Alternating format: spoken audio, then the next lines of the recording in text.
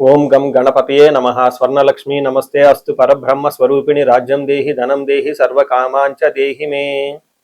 12 రాసుల వారికి లక్ష్మి స్వర్ణలక్ష్మి అమ్మవారి యొక్క కృపా కటాక్షం వలన ప్రతి ఒక్కళ్ళకి ఆత్మ జ్ఞానం కలిగి ఉండాలి. తద్వారా ప్రతి నిమిషం ప్రతి సందర్భంలోనూ సంతోషంగా ఉత్సాహంగా ఉండే విధంగా అమ్మవారికి అందరినీ ఆశీర్వదించాలని, అంతేకాకుండా రాజ్యం దేహి మన అందరికీ మంచి పదవి, ఉన్నతమైన స్థితి, ఒక అధికారం, దర్పం అన్ని కలిగించాలని, దానితో పాటు స్వర్ణలక్ష్మి అమ్మవారు ప్రతి ఒక్కరికి ధన ప్రవాహాన్ని కలిగించాలని, ఫైనల్ గా సర్వకామాంచ దేహిమే మనం అనుకున్న ప్రతి కోరిక కూడాను ఇమ్మీడియట్ గా తక్షణమే అమ్మవారు మనకి నెరవేర్చాలని చెప్పేసి అమ్మవారు ప్రార్థన చేస్తూ, గణపతిని కూడా మనం చేసే ప్రతి దానిలోనూ మనకి బుద్ధి సిద్ధి, చక్కటి విజయాన్ని, ఒక మంచి వివేకాన్ని కలిగించాలని, సత్ డిసిషన్స్ మంచి నిర్ణయాలు తీసుకునే విధంగా మనకి గణపతి మనకు కృప ఉండాలని చెప్పేసి ప్రార్థన చేస్తూ, మనం ఈ రోజు టాపిక్ చూసుకుంటే సూర్యుడు వృషభ రాశి నుంచి మిథున రాశిలోకి మారుతూ ఉన్నారు. దీనిని మనకి మిథున సంక్రమణ అంటారు. అంటే ఇది 12 రోజులు ఉంటుంది ఈ సంక్రమణ. మనకి మకర సంక్రమణ, మకర రాశి ఎలానో ప్రతి నెల ఒక్కొక్క సంక్రమణం వస్తుంది. ఇప్పుడు రాబోయే సంక్రమణ మిథున సంక్రమణ అంటారు. ఇది 30 రోజులు ఉంటుంది. 15వ తారీఖు జూన్ నుంచి జూలై 15 వరకు ఉంటుంది. ఈ 15 రోజులు సూర్యుడు మిథున రాశిలో ఉండటం వలన ఏం జరుగుతుంది 12 రాశుల వారికి అని తెలుసుకుందాం. అయితే ముఖ్యంగా సూర్యుడు మారటం వల్ల సూర్యుడు ఎలాంటి విషయాల్లో మనకి ప్రభావాన్ని చూపిస్తాడని తెలుసుకుందాం. సూర్యుడు వచ్చేటప్పటికి ముఖ్యంగా 8 రకాలైన అంశాలపైన ప్రభావాన్ని చూపుతూ ఉంటారు. ఒకటి అందరూ బాగా గుర్తుపెట్టుకోవాల్సింది ఏంటంటే సూర్యుడు ఆత్మకారక అంటారు. అంటే మనకి సెల్ఫ్ కాన్ఫిడెన్స్, మనకి కావాలన్నా స్ట్రెంగ్త్, సోల్, ఆత్మబలం ఉండాలి కానీ సూర్యుడు చక్కగా ఉండాలి. కాబట్టి సూర్యుడు ఆత్మకారకుడు. అలానే రాజ్యకారకుడు, ఒక పదవి రావాలన్నా, గవర్నమెంట్ అథారిటీ, అడ్మినిస్ట్రేషన్ పవర్, వీటన్నీ రావాలన్నా కానీ సూర్యుడు మనకి స్ట్రాంగ్ గా ఉండాలి. అలానే పితృకారకుడు, father related elders, mentors, boss, వీళ్ళందరినీ కూడా మనకి సూర్యుడే రిప్రజెంటేషన్ చేస్తూ ఉంటారు.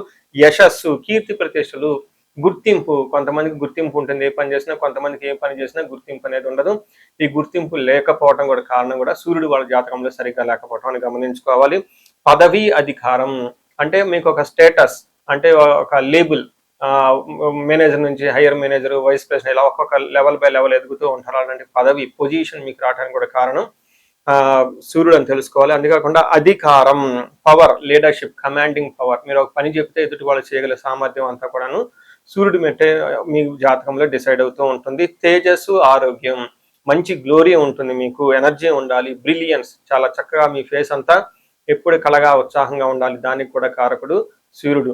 ముఖ్యంగా లాస్ట్ లో ఆరోగ్య ప్రదాత, సూర్యుడిని ఆరోగ్యం ఇచ్చే వాళ్ళు అంటారు. ఎవరి జాతకంలో అయితే సూర్యుడు సరిగా ఉండరో వాళ్ళకి అనారోగ్యంతో బాధపడుతూ ఉంటారు. ఎవరికైతే సూర్యుడు చాలా జాగ్రత్తగా ఉచ్చ స్థానంలో ఉంటారో చక్కగా వాళ్ళకి హెల్తీగా ఉంటారు, ఫిజికల్ గా చాలా స్ట్రాంగ్ గా ఉంటారు, ఒక పవర్ వాళ్ళలా ఉంటుంది అని తెలుసుకోవాలి.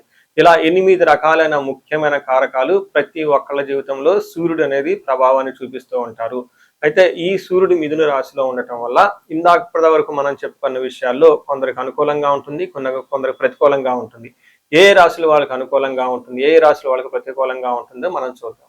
ఇప్పుడు నేను చెప్పబోయేది కామన్ గా 12 రాశుల వారికి పరిహారాల కింద ఉంటుందండి, ఇది గమనించుకోండి.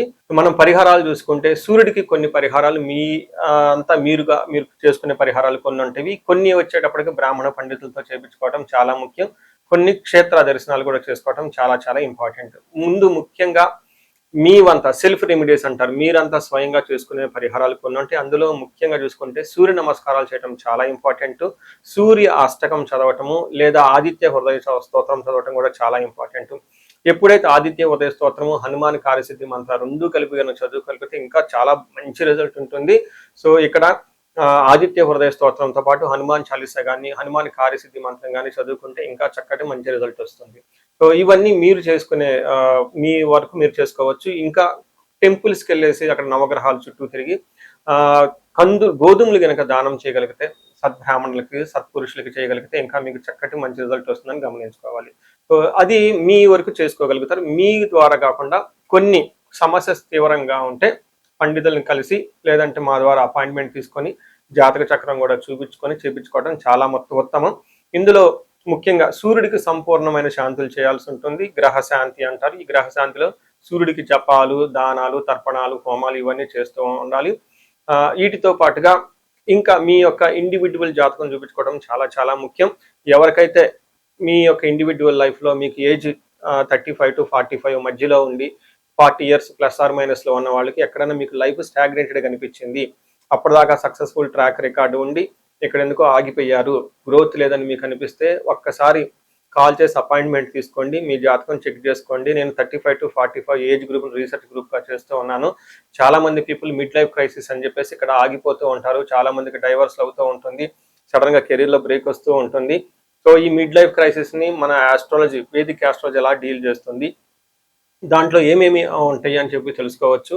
ముఖ్యంగా జ్యోతిష శాస్త్రం ప్రకారం గ్రహ శాంతులు అని ఉంటాయి, గ్రహ దోషాలు అని ఉంటుంది. మీ యొక్క దశలు తెలుసుకొని వీటిల్లో ఏదైనా ఒక గ్రహం దోషం ఉండటం అయితే మీరు స్టాగ్నెంటెడ్ అయిపోతారు. దాన్ని ఎలా బయటకు రావాలని పరిహారాలు తెలుసుకోవాలి.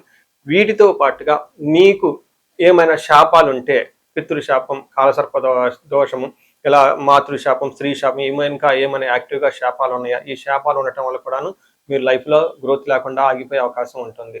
సో ఎవరికైనా సరే ఎలాంటి ప్రాబ్లం ఉన్నా, ధనానికి ఇబ్బంది పడిపోతూ ఉంటే స్వర్ణలక్ష్మి విశేష హోమం చేయించుకోండి. మీకు వీసా స్టాంపింగ్, H1B, లైక్ ఎక్కడన్నా ఏమంటారు ఉద్యోగంలో ఎక్కడన్నా బ్రేక్లు వచ్చి ఆగిపోతూ ఉన్నా, లేదంటే ఫైనల్ రౌండ్ దాకా వచ్చి మధ్యలో ఎక్కడన్నా ఆగిపోయినా కానీ మీకు ఇలాంటి వాళ్ళకు కూడాను మన్యు పాశుపత అభిషేకము, రుద్రాభిషేకం చేయించుకోవడం చాలా చాలా ఇంపార్టెంట్. భార్యాభర్తల మధ్య గొడవలకు అన్యోన్య దాంపత్య పాశుపతం చేయించుకోవటం, ఎవరికైనా సర్పాలు, కాలసర్ప దోషాలు, మహాకాలసర్ప దోషాలు అంటే కాలసర్ప దోష నివారణ పూజలు, పితృదోష నివారణ పూజలు మీ యొక్క జాతకం చూసుకొని ఇవన్నీ చేసుకోవటం వల్ల జీవితంలో 10 రెట్లు ఖచ్చితంగా వెళ్ళే అవకాశం ఎక్కువగా ఉంటుందని గమనించుకోవాలి. మీ అందరికీ అష్టైశ్వర్యాలు కలగాలని, భోగభాగ్యాలు కలగాలని చెప్పేసి కోరుకుంటున్నాను. నమస్తే.